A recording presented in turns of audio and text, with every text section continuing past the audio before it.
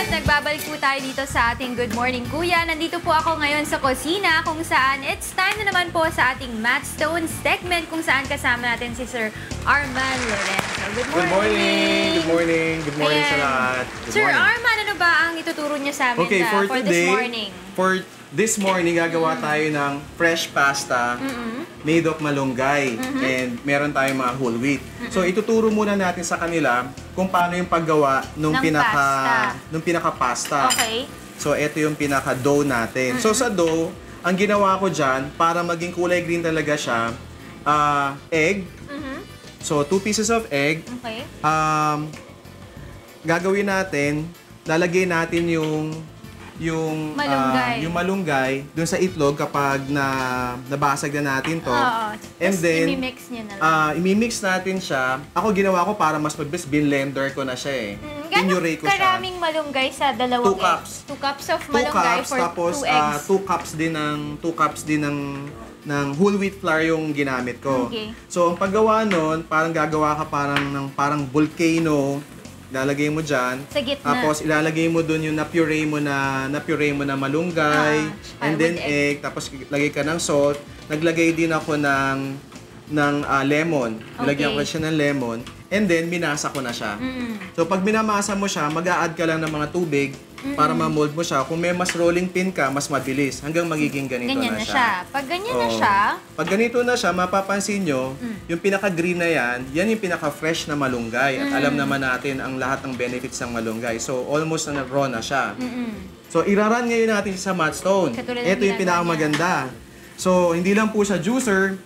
Pwede po tayong gumawa ng pasta, makikita nyo dito. Oh. And then you could adjust. You could adjust yung size ng pasta. Yung size, oo. Okay. At pag okay na po, papakuluan lang natin siya. Lalagay lang natin siya sa kumukulong tubig. Siguro mga 2 minutes. Check mo lang yung firmness niya. And then, kapag okay na siya, ipe-prepare ko ngayon yung pinaka-sauce. Ang sauce ngayon natin, ang gagawin natin is very basic. In 10 minutes, meron tayong sauce. Gumawa po ako ng fillet na smoked bangus. Smoked bangus. Meron tayo ditong salt, pepper, may parsley. And then bawang sibuyas lang. So, ang ginamit ko po is virgin coconut oil, VCO. Bakit VCO, Sir Arman? Kasi pangkaraniwan sa atin, hindi natin napapansin, nag-high fire na yung pagluluto natin. Yung mga mantika kasi, meron yung certain degree na kapag lumagpas ka, nagiging carcinogenic na siya. So far, based on study kasi, ang coconut oil, yung talagang nare-resist niya yung pinaka-high fire. Kung saan nagmamadali ka, di ba gagawin mo, high fire mo na yan, mabilis. Pag na-burn po siya, nagiging carcinogenic na siya. So, nagiging masama na po siya. So, ito, mas matagal kasi siya ma-burn. Kaya yung VCO ang ginagamit natin. VCO yung ginagamit at alam naman natin yung mga nutrients ng VCO din. So, isotay lang po natin hanggang medyo mag-crystallize yung bawang, onion, and then isama natin yung fish natin. Yung pinaka-fish. Ang bango, no? Oo. Tapos salt, pepper. Ako po, gumagamit ako ng coconut honey. Ito yung parang pulot. But if in case na wala po kayong makuhang ganito, you could use as well honey para tumamis ng konti. Kasi ang mga bata kasi mahilig yan sa mga medyo matamis. Gano'ng karaming coconut honey ang ilalagay? Nilagay ko mga 1 tablespoon or 1 teaspoon. Depende po dun sa inyong panglasa. So kapag okay na siya, kung gusto niyo po na medyo malangi siya, magdagdag lang ng konting coconut oil. Or VCO. So kapag okay na siya, pwede po nating ilagay na dyan yung pinaka-pasta natin.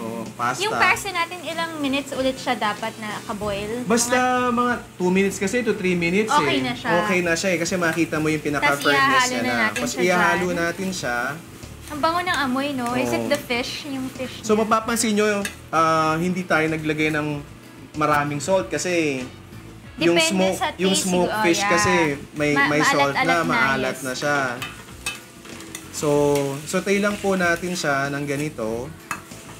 At almost, hindi natin siya pwedeng sabing oil-free. But at least yung ginamit natin na oil, very healthy.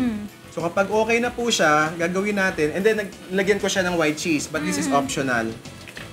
So white cheese, pwede mo na siyang isama dyan. Pwede o mo na kailangan isama. pag sa final na. Or saka mo siya pwede mo siyang i-garnish gawin ng na, cheese. yes. Okay. Yung ginawa ko dito, nagsama na ako ng white cheese para may lasa na siya, tapos tinapping sa lang natin. Okay. At kapag okay na po siya, siguro mga 2 to 3 minutes to, okay na to eh. Pwede Makikita nang mo i-serve. naman eh. Pwede mo nang i-serve. Ang ginawa natin pan-toppings is mango, Wow, ripe sarap. mango.